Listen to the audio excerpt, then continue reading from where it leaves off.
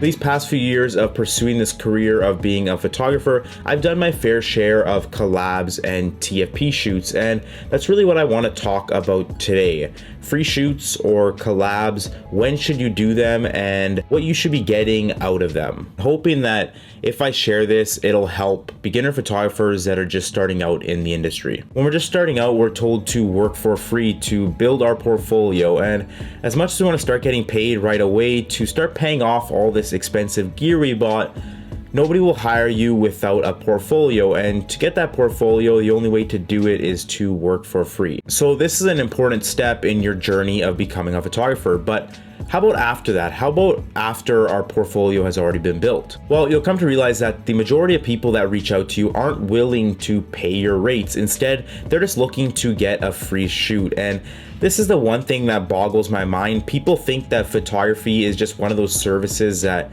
shouldn't be paid for. And it doesn't make any sense, because you don't go into a hair salon and just expect a free haircut, or go into a garage and expect a free tire change. Free?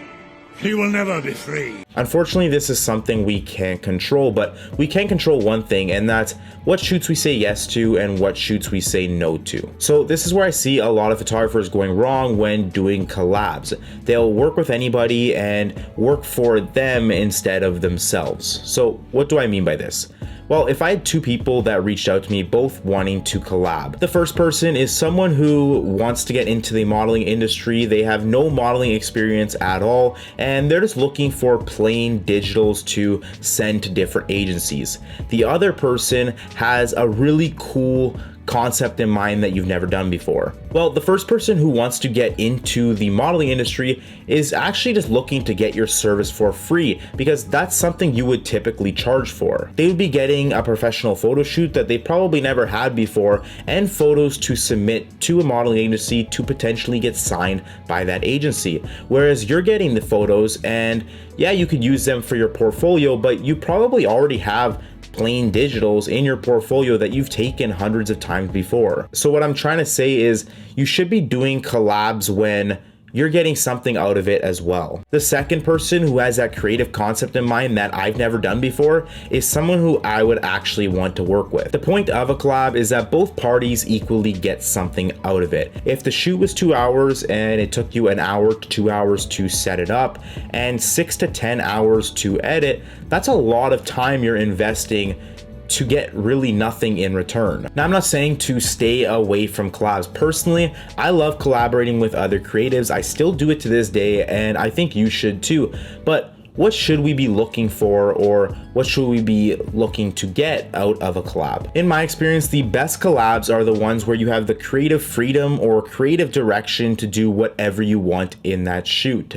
This means if I've ever had a great idea or great concept for a photo shoot, those are the collabs that I want to be doing. Yes, you're taking on a huge workload and you're not getting paid, but at least you're getting photos that you've always wanted to get. And the model or person you're collabing with is just happy that she got a photo shoot and she's getting professional photos out of it. Plus, she got to be a part of a fun and creative shoot. So when it comes to collaborations, you need to make sure that you're getting something out of it. And if you're not, then you're technically just giving away your service for free. Now, the last thing I wanted to talk about, and it kind of ties into collaborations, and it's working for exposure. I've worked with influencers with hundreds of thousands of followers, and I'm telling you right now, that exposure never converts. But it doesn't always have to convert to a booking. Now, you'll go through this industry and so many people will tell you, don't work for exposure. If people tell you they want to pay you an exposure, don't work with them. And I would actually say be open to working for exposure. And before you guys flame me in the comments, I'm not saying everybody that reaches out to you saying,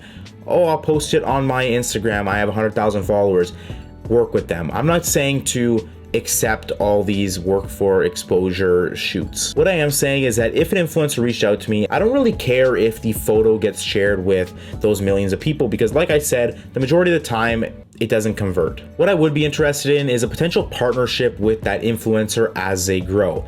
Let's take Drake, for example. If you're bending over black. When he started out in his music industry, if he reached out to me wanting to do a free shoot because he was just starting out, he didn't really have the money, and he wanted photos for his album cover or something like that, and he was really popping off at the time, he was starting to get known, I would work with him for free for that shoot. I'd work with him for 10 shoots in a row if that means that eventually down the road there is the potential for him to be like, I like this guy's photos, I've worked with him before, and I want him to be my personal photographer. So yes, working for exposure sucks, but in some cases it could lead to potential partnerships or opportunities in the future. With that being said, I hope you take this lesson that I've learned or advice and apply it while you pursue your career as a photographer. If you found this video useful and you want to see more like it, make sure to hit that like button, hit that subscribe button, and hit that bell to be notified when I post a new video, and I'll see you in the next one.